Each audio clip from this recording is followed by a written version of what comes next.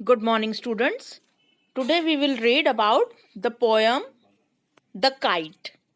आज हम poem Kite के बारे में पढ़ेंगे. So, let's start. All of us love to fly kite. हम सबको पतंग उड़ाना पसंद है. Have you ever tried to fly one? क्या आपने कभी एक उड़ाई है? Below is a picture of a kite. ये नीचे एक पिक्चर दे रखी है काइट की, मतलब पतंग की. Look at the picture carefully and answer the questions. अब ये जो क्वेश्चंस दे रखे हैं, इनके आंसर आपको इसी पिक्चर के हिसाब से देने हैं. सो यहाँ पर फर्स्ट क्वेश्चन है, colour of the kite is. अब इसके अंदर कौन कौन से कलर्स भरे हुए हैं? Blue, yellow, red and green. तो ये मैंने आंसर ऑलरेडी लिखे हुए हैं, blue, yellow, red and green. Next है, what is the shape of a kite. So shape of the kite is, तो जो काइट है उसकी क्या शेप है इसके अंदर, मैं आपको दिखा देती हूँ. ये रोम्बस शेप कहलाती है. इस तरीके का जो रेक्टेंगुलर बना हुआ है, इसको रोम्बस शेप बोलते हैं. ये रेक्टेंगुलर नहीं है एक्चुअली, ये इस तरीके की शेप है. मैं आपको दिखा रही हूँ, इस तरीके की शेप होती है बच्चों ये. ठीक है, इसे रोम्बस शेप बोलते हैं. नेक्स्ट है प्लूरल ऑफ काइट. काइट का प्लूरल क्या होगा? पिछली बार हमने पढ़ा था कि प्लूरल करने के लिए हम एस और ईएस लास्ट में जोड़ देते हैं. तो काइट का प्लूरल हो जाएगा काइट्स, टेल का प्लूरल हो जाएगा टेल्स, और स्ट्रिंग का प्लूरल हो जाएगा strings. Read the following extracts and answer the question that follow. नीचे अब हमें ये दोनों स्टैंजास पढ़ने हैं और उसके बाद नीचे जो क्वेश्चंस दे रखे हैं उनके आंसर्स करने हैं. So let's begin.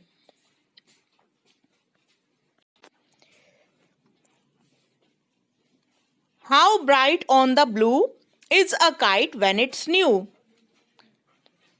कितनी चमकीली और चमकदार लगती है एक नई पतंग जब हम उसको ब्लू स्काई में उड़ाते हैं.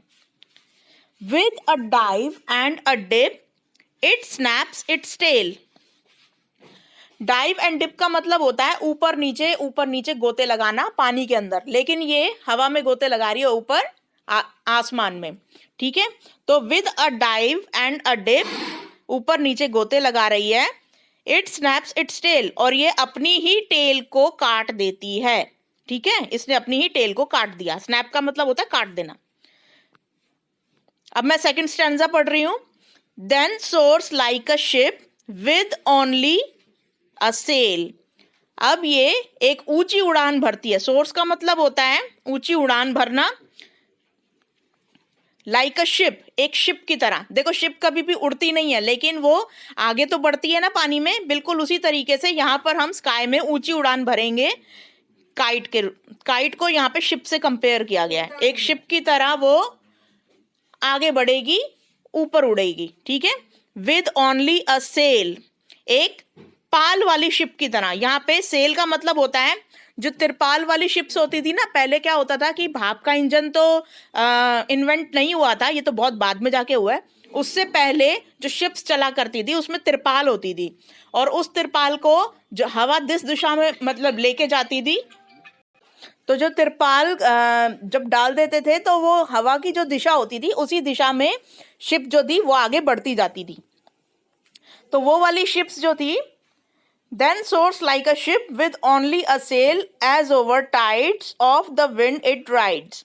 तो यहाँ पर टाइड्स के ऊपर, टाइड मतलब लहरों के ऊपर, जो टाइड मतलब होता है ज्वार भाटा. तो अब बड़ी बड़ी लहरों के ऊपर ये राइड कर रही है और पाल वाली शिप की तरह आगे बढ़ रही है. क्लाइम्स टू द क्रेस्ट, उसको ऊंचाई छूने को. क्रेस्ट का मतलब होता है शिखर तक पहुंचने को. मतलब ये एक शिप की तरह ऊपर आसमान में ऊपर बढ़ रही है और हवाओं की लहरों के ऊपर नीचे हवाओं की लहरों के ऊपर ये राइड कर रही है. एक तरीके से हवा को चीरती हुई ऊपर तक जा रही है. इसका मतलब ये है. ठीक है बच्चों, तो अब हमने ये दोनों पढ़ लिए पैराग्राफ्स। अब हम क्वेश्चंस के आंसर करेंगे। Let us find the lines from the poem that mean same as. अब हम ये जो लाइंस दे रखी हैं इनका मीनिंग इसमें स्टैंजाज में ढूंढेंगे। तो यहाँ पे फर्स्ट देखो, the kite seems bright in the sky. Kite जो है वो स्काई के अंदर उड़ती हुई बहुत चमकीली लग रही है। तो इसमें फर्स्ट लाइन में देखो यहाँ पर लिखा हुआ है ना, इस फर्स्ट लाइन को हम उतार देंगे। तो मैंने पहले ही उतार रखी है, आप देख लेना। It source like a ship. अब ये शिप की तरह ऊंची उड़ान भर रही है, आगे बढ़ रही है। तो यहाँ पर देखो फर्स्ट लाइन जो है इसमें भी बिल्कुल सेम लाइन लिखी हुई है। तो यहाँ पे मैंने ये ऑलरेडी उतार रखी है, इसको उतार लेना।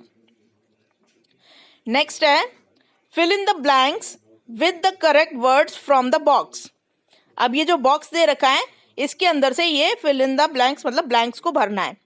तो अब फर्स्ट देखो, the kite dash and dash in the sky with its tales.